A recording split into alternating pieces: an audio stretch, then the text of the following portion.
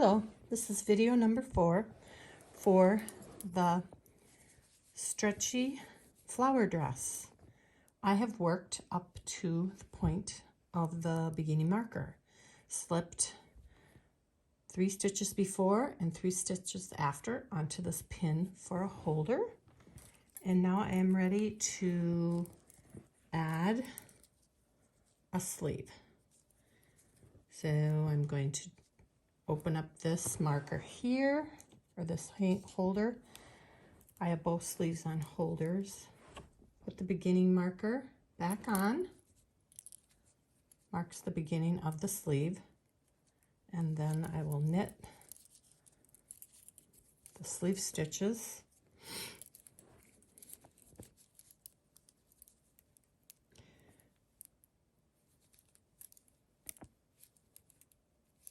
Onto the dress. Then I will have to work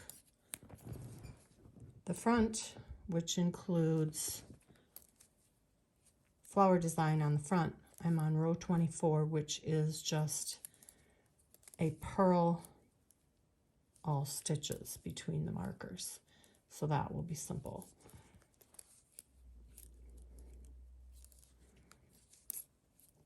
This pattern can be found on Ravelry at Marianne Moran's Ravelry store. It will need some updates after this latest working of the pattern. Each time I work the pattern, it seems I find something I want to change. So in this pattern, Revise, I will be adding the garter stitch border around the flower design on the front, because what I was noticing as my granddaughter was wearing the dress, that the design itself looks pretty well, but the purl stitches around the edges were rolling a bit, as stockinette stitch and reverse stockinette stitch tend to do. So therefore I need to revise and add those garter stitches. Now as I'm working the sleeve on here, it's important to keep these stitches bunched. Otherwise it will become too tight and you won't be able to work it very well.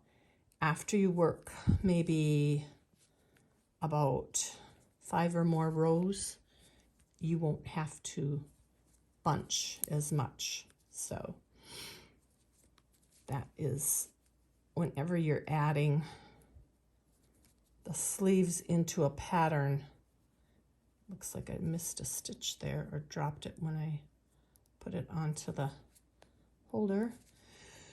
You always have to work the stitches of the sleeve all bunched until you get past the sleeve, and then you can stretch them out. Sometimes I will work this part on a magic loop just so that I have more cord to work with. Sometimes I'll even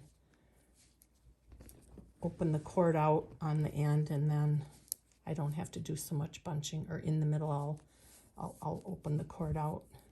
So instead of I want to spread these stitches out, but instead of being able to do that, I have to keep them bunched so that I can keep working. I think this is the reason that people don't like bottom-up sweaters and garments, because this part of the adding of the sleeves in is tight and awkward. And we're almost to the end here. Then we're going to need, now I mark this first sleeve. The beginning marker is always a different marker. Then the marker on the other end of the sleeve is of a similar color. The front flower pattern is a different color from either of those, and the sleeve on the opposite side is also a totally different color. In this case, I've selected yellow for this side and purple for the front flower and blue for the other sleeve.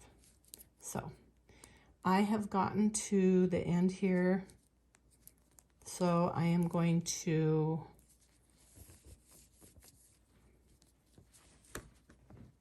purl the front flower design, then I'll add the other sleeve.